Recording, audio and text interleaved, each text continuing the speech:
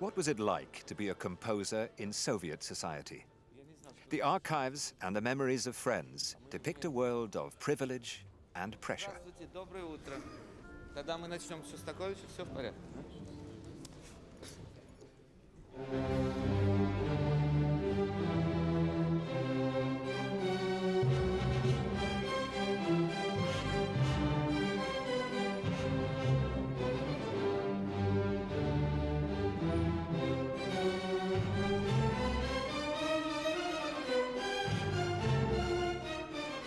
Vladimir Ashkenazy rehearsing with the St. Petersburg Philharmonic the 7th Symphony of Shostakovich, the Leningrad Symphony, in the very hall where in 1942 it was given one of its first performances.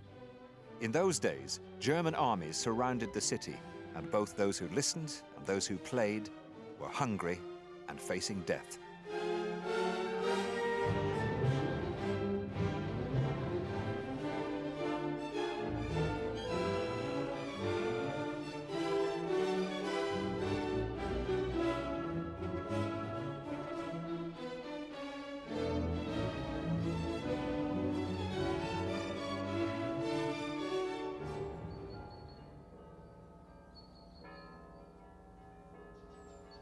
In the Nova Geopark cemetery in Moscow lie the well-tended graves of the leaders of Russian and Soviet culture, the filmmaker Eisenstein, and not far away, his great collaborator, Sergei Prokofiev. Here too, the tombs of exiles who died abroad, but whose remains were brought home, like Shaliapin. Shaliapin recalled in his memoirs called Mosque and Soul how Lenin and other officials of the new Soviet elite were telling him that, Shaliapin, people like you are dangerous. Why? Asked Shaliapin, being totally flabbergasted. Because you melt our hearts. You should not be allowed to go inside us, to touch us, because that makes a revolutionary weak.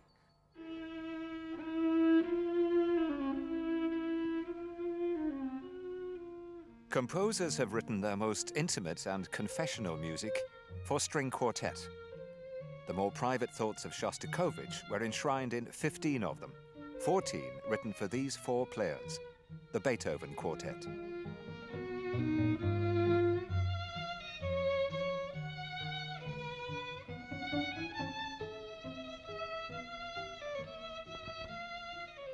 Alongside the artists in the Nova Geopark cemetery lie also the graves of some who ruled over them, like Nikita Khrushchev and his Minister of Culture, Ekaterina Furtseva. In her own day, Furtseva ruled over the working lives of musicians. She could command even the most distinguished artists to interrupt their creative work and perform the public duties she wanted.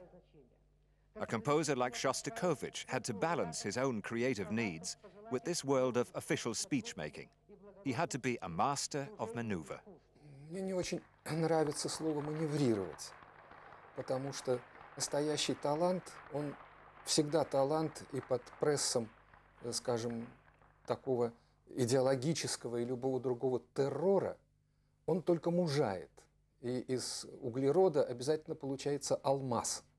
Вот такое случилось с Шостаковичем. Шостакович это такой драгоценности материал, что все, что плохого вокруг него не происходило, только повлияло на него в лучшую сторону. The regime requested that Soviet composers should write music that glorified the history and destiny of the nation, and especially that they should celebrate the triumphs of the Soviet people in the face of adversity.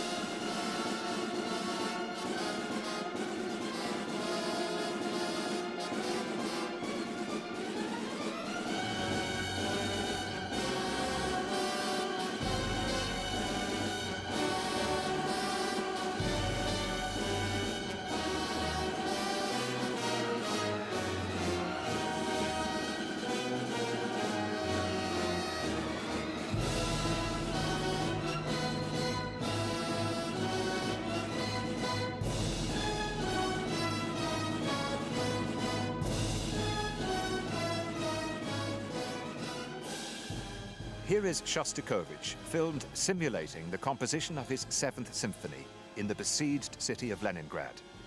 A composer called on for a major role in propaganda that could win a war.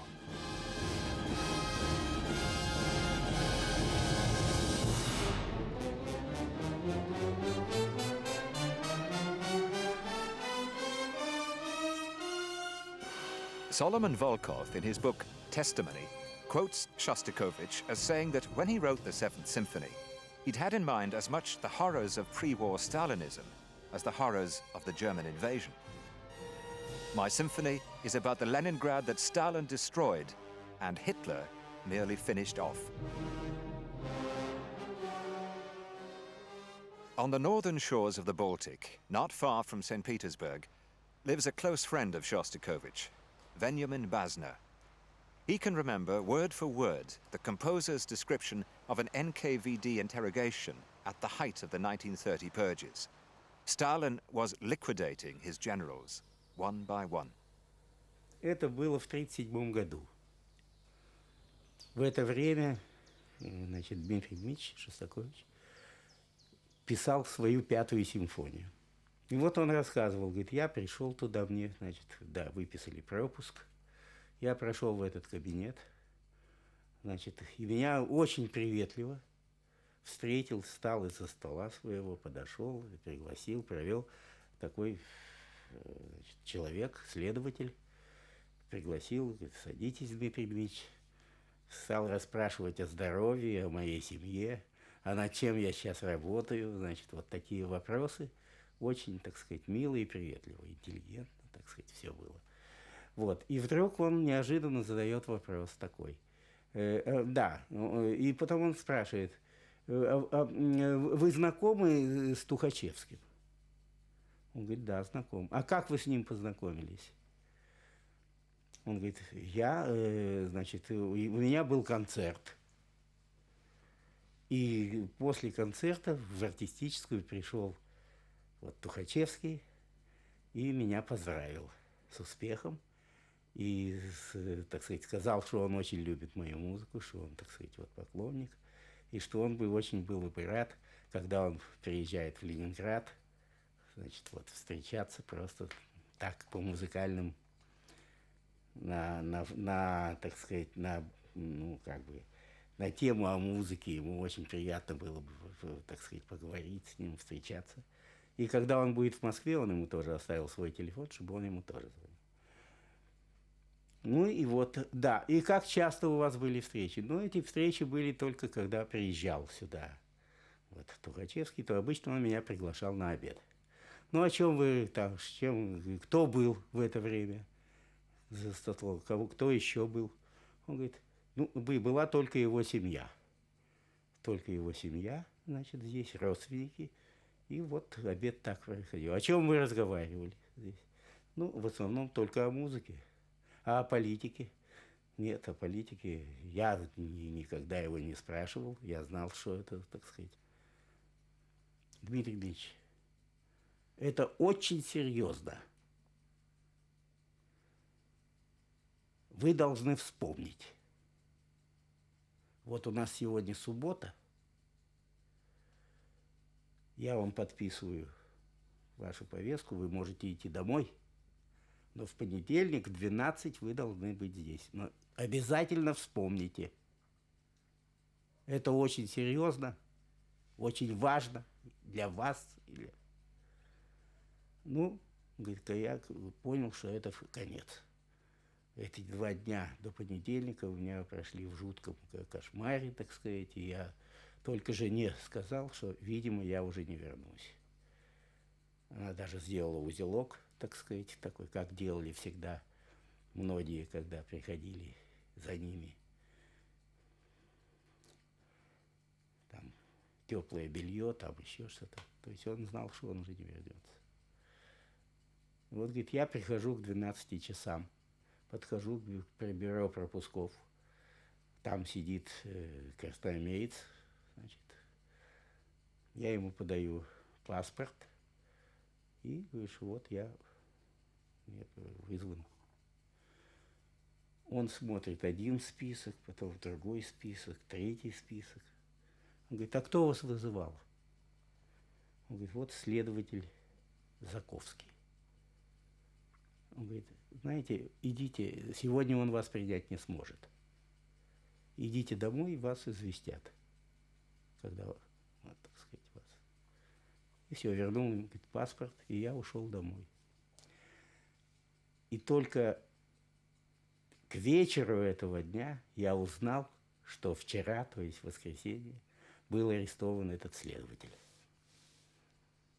И вот так, такой случай, так сказать, такова судьба. То, что мы знаем и пятую симфонию, ее бы не было, и все остальное, что написал Шостакович.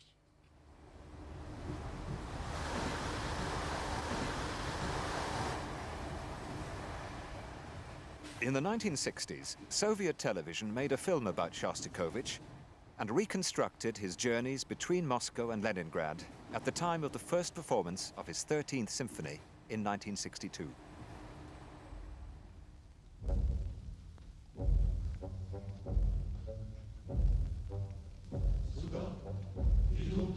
Не бойся, это гулы самой весны. Она идет сюда, иди ко мне, дай мне скорее губы.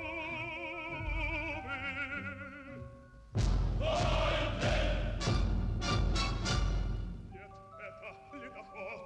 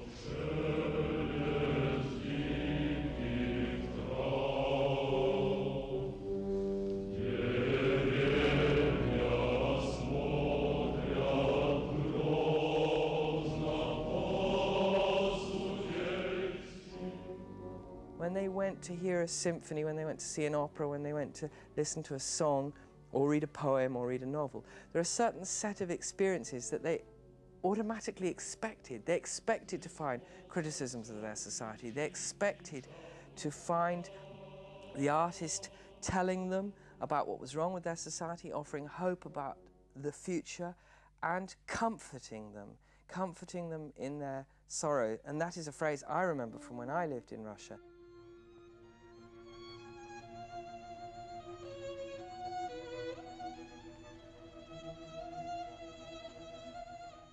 His whole mental makeup was such that he couldn't help but express all the ills and destinies of his own country, and therefore his own as an individual. That was his destiny somehow, his fate to do that. That was his gift, that was his person.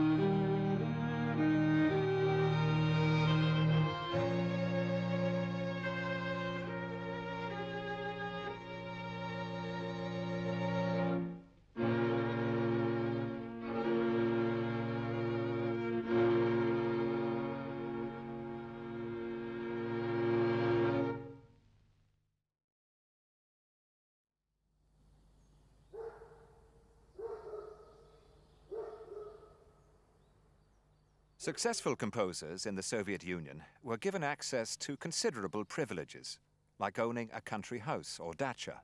There they could relax and write away from the noise and distraction of the city.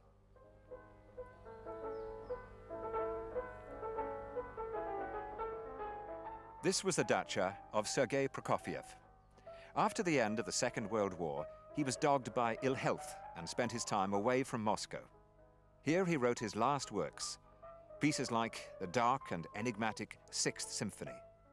It was music which would bring down upon him the heavy disfavor of the state.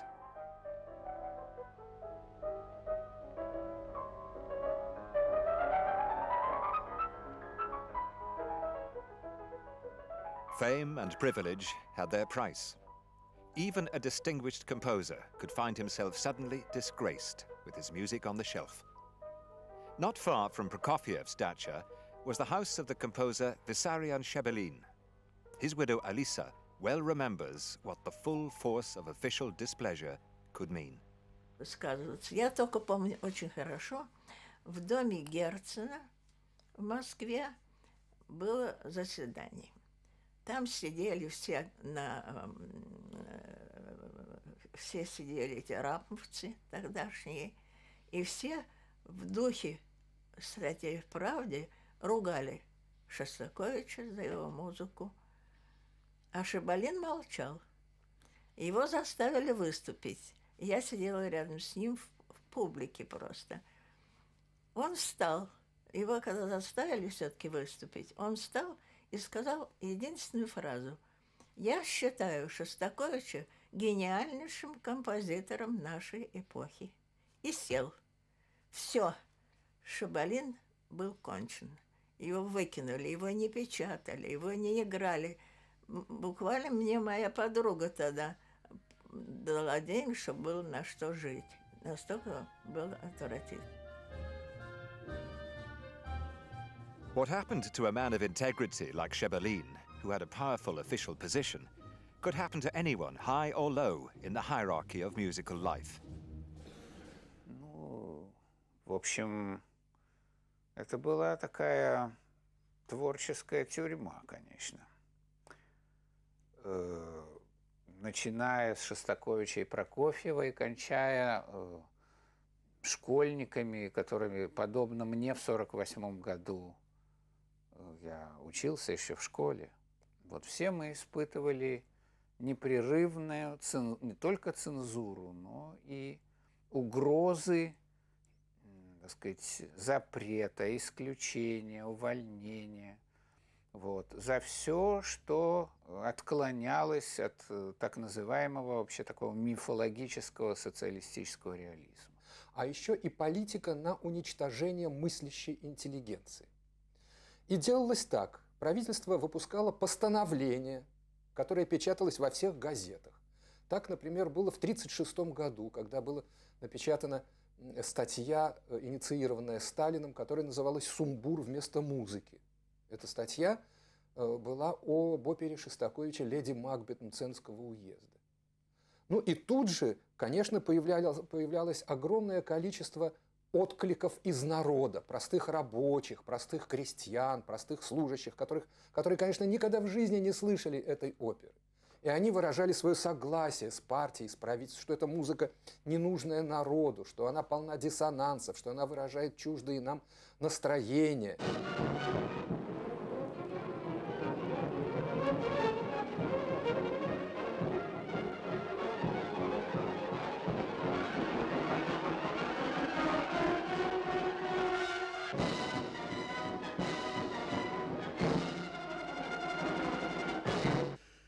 Вы понимаете, в чем дело? Во-первых, мнение Союза композиторов, оно играло очень большое значение в характеристике тех людей, ну, которые интересовали соответствующие органы.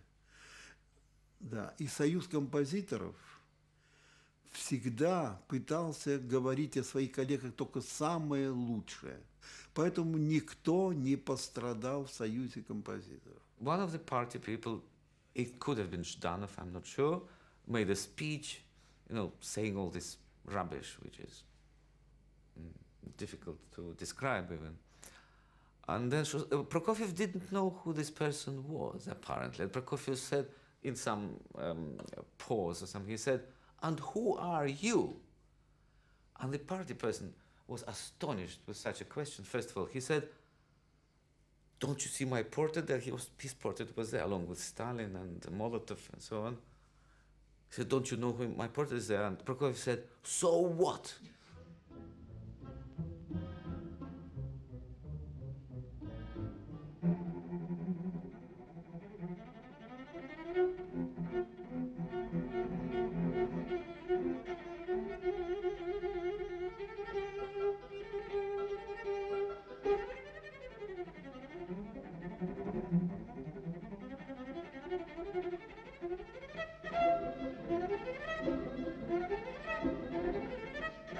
His main thing was to shock sometimes, to be sarcastic, ironical, and not to take things too seriously, although to present them extremely well and elegantly in his music. But it's like he didn't want to reveal to the world everything and or even anything that was in his soul and mind.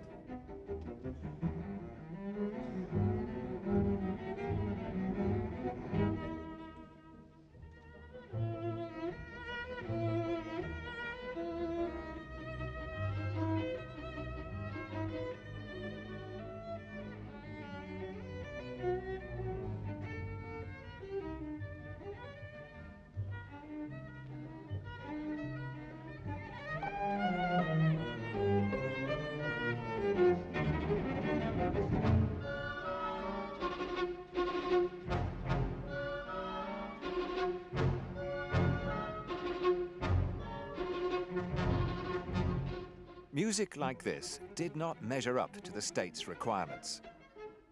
Even artists as famous as Prokofiev and Shostakovich could suddenly find themselves victims in a campaign to pull down their reputations. Someone, somewhere, had decided that their music did not fit into the brave new Stalinist world after the war. In 1948, at a Congress of the Composers' Union, Russia's finest composers were accused of offending against the whole Soviet people. Their music was banned, and they were ritually humiliated in the press. Это была послевоенная атмосфера, когда испортились отношения Советского Союза с Западом.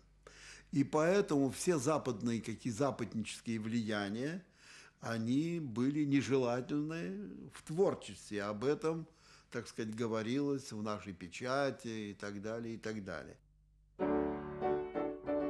Publicly, Shostakovich accepted the criticisms of the Congress and of Stalin's deputy, Zhdanov. Could he have a copy of the words of Comrade Zhdanov, he said, the better to understand what he should write? The composer's revenge was secret but withering. Пишут народные композиторы, а формалистическую музыку пишут антинародные композиторы. Shostakovich always had to attend these things and was bored out of his mind, probably, and miles away thinking about something else. Suddenly heard one of the delegates who was meant to be instructing them on culture and who was obviously a barbarian, pretty ignorant about things. He mispronounced Rimsky-Korsakov's name and said Rimsky-Korsakov. Глинка, Чайковский, Римский-Корсаков, вы музыкальный, изящный, стройный. Глинка, Чайковский, Римский-Корсаков, вы мелодичный, изящно, стройный. Глинка, Чайковский, Римский-Корсаков, вы задеваете несколько струн. Как это правильно, как это верно, наш человек очень сложный организм. But there's always a price to be paid for combining private opposition and public conformity. Наш человек очень сложный. He lost his nerve. In 1936, he was able to sort of just remain silent. In 1948, the pressures were greater, the campaigns against the intellectuals were enormously frightening. My teacher, Sumbatan, my first important teacher who taught me for 10 years, she lived in the same block as Shostakovich did. And she remembers after this 48 situation, she remembers meeting him in the street near this house, and they knew each other and they said hello to each other. And suddenly Shostakovich says, "Anaida, do you have water in your apartment?" She said, "Why? Yes, I do." "Well, I don't have in mind, but I think I understand why."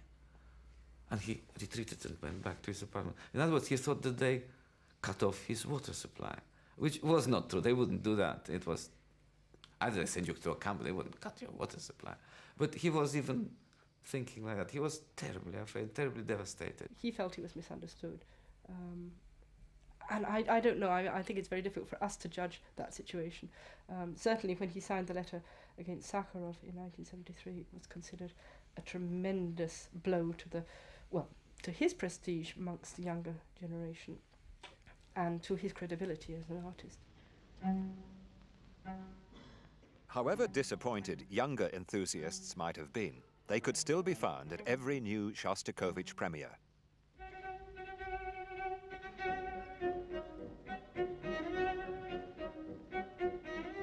Elizabeth Wilson was present at this performance.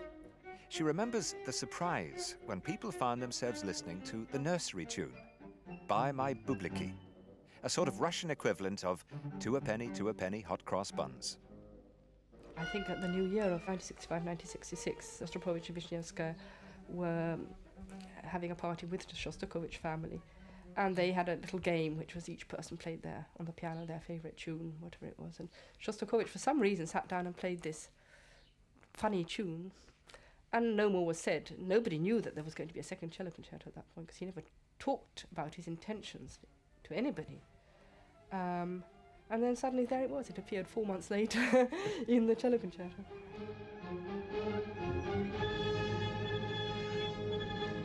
And it's quite interesting because it starts off with a very innocent little theme, and then it gradually, as the piece goes through, it acquires more and more the feeling of being very threatening and very menacing.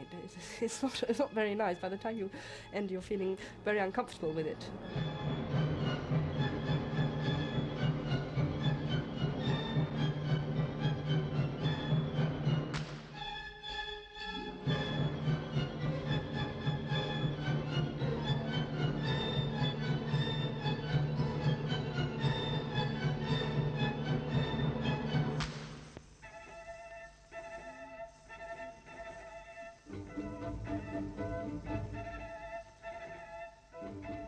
Shostakovich loved quotations, and this concerto is full of them.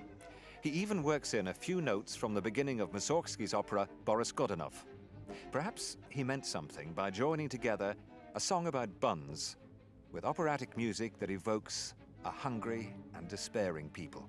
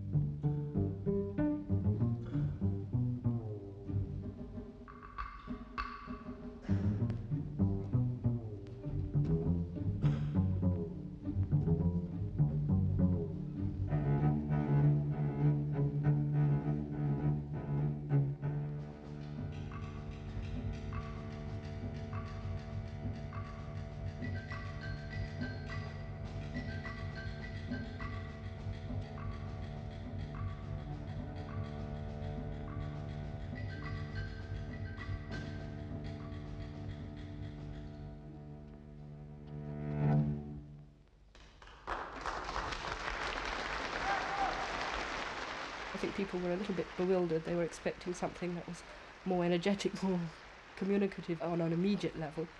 And it has this rather wonderful, particularly the finale, which sort of tails off, and it has this wonderful quiet ending with the percussion and an almost sort of rather abrupt ending, which just took people by surprise.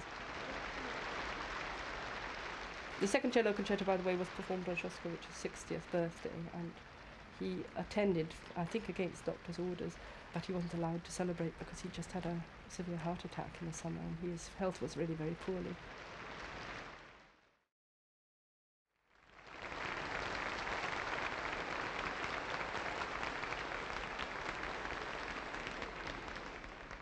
In 1962, at the height of Khrushchev's thaw, came a sign of new musical freedom.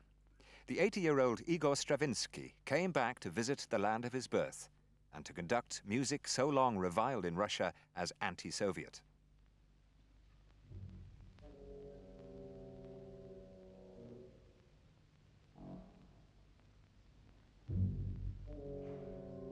Отлично дирижировал. Вот как кошка, ловящая мышку.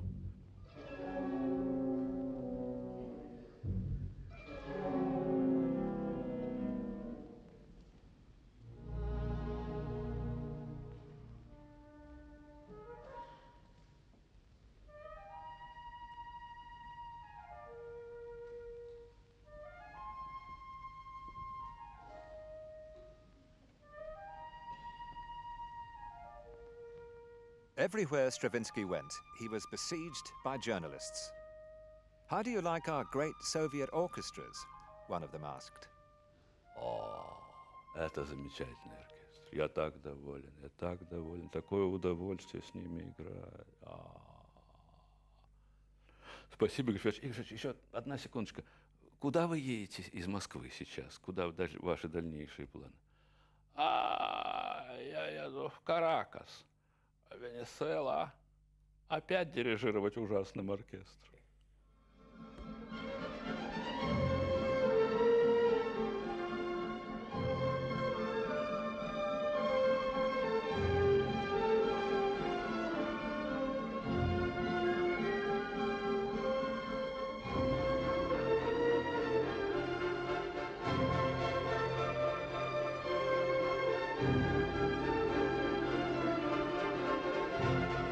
То есть вот такая свобода художническая, человеческая, она, конечно, вот была и примером для многих из нас.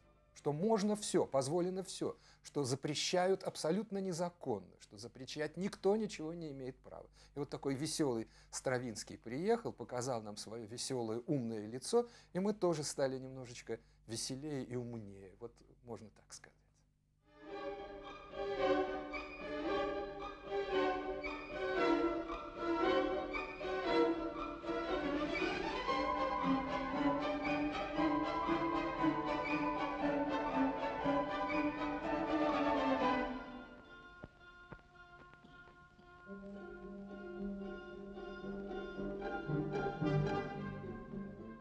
Во всех русских учебниках писали о Стравинском, учебниках музыки, как о воинствующем маразматике. Вот это я просто цитирую такое слово. Воинствующий маразматик. Я надеюсь, вам удастся это перевести на английский язык. Вы понимаете, вот таким словом было очень легко отмести все ценное, что Стравинский создал для музыкальной культуры. И тот его огромный вклад как композитора, кстати, как русского композитора, в музыкальную культуру, мировую музыкальную.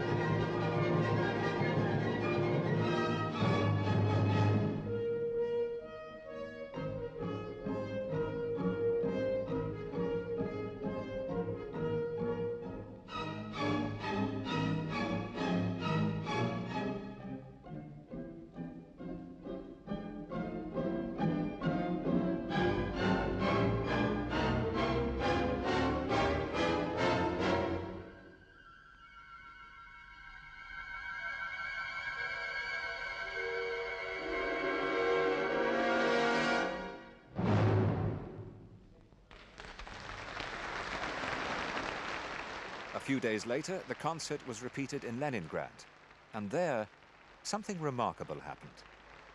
Then he interrupted the long applause, lifted his hand, and with the quiet voice suddenly said, "I want to tell you something." Silence. We witness Stravinsky talking. A legend is on stage. And he said, "I'm very happy to be in this hall, because this particular hall, where I first heard the music, I was 6 years old, and I was sitting on that chair." He pointed out the chair where he was sitting. "And I remember Pyotr Ilyich Tchaikovsky conducting his Last Symphony, number 6. And I remember how I was overwhelmed with that performance. And I remember that later my father took me backstage and introduced me to Tchaikovsky. He shook hands with me, stroked my head, and said something very soft and kind to me. And the fact I am here now is an important event in my life. I am already 80 or something years old, and I will never forget that evening when I heard Tchaikovsky, and I will never forget the evening I am here now. God bless you all." And he left.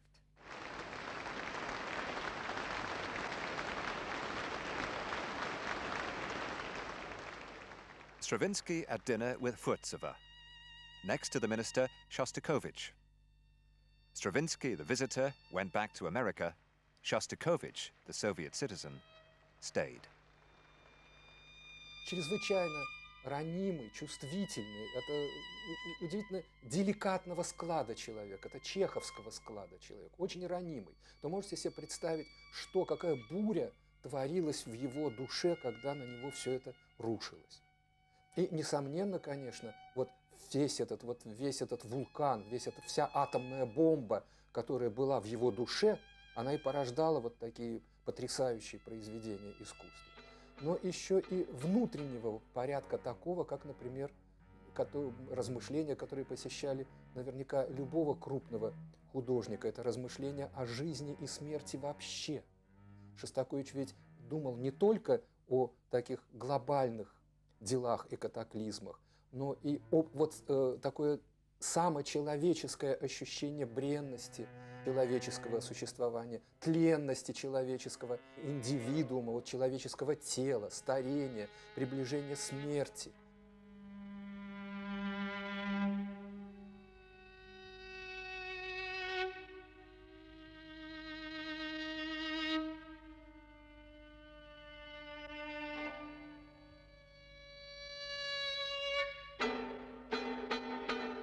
Почтение.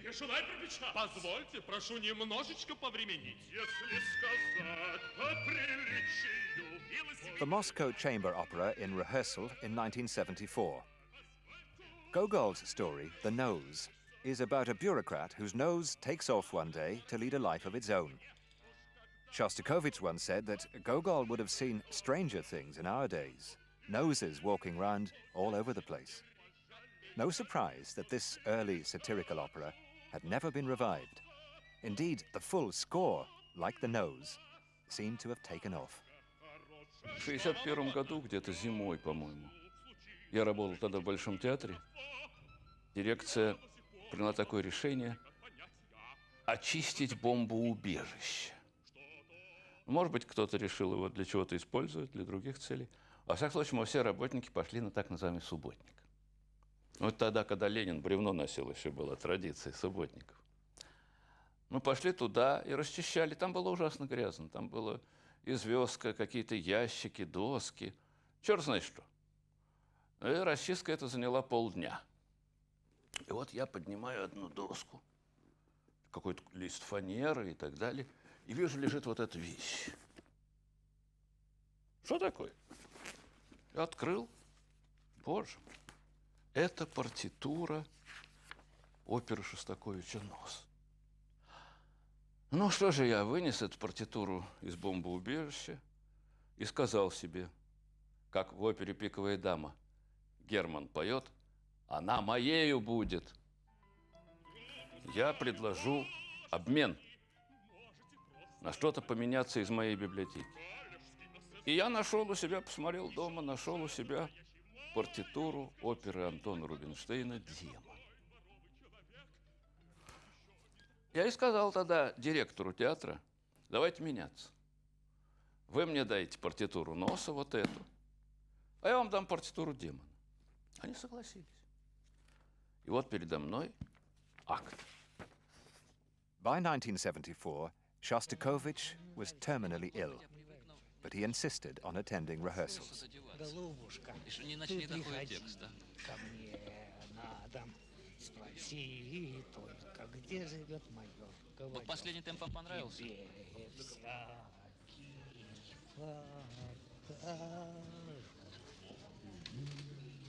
Shostakovich was very, very ill by then.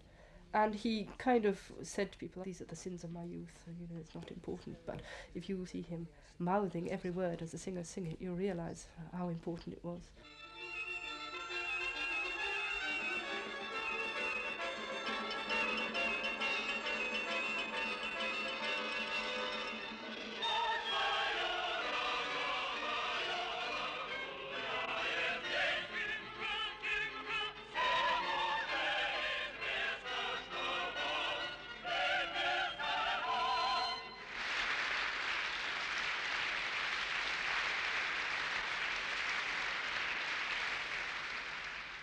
Within a year of these shots being filmed, death at last put an end to the composer's ambiguous relationship with his masters.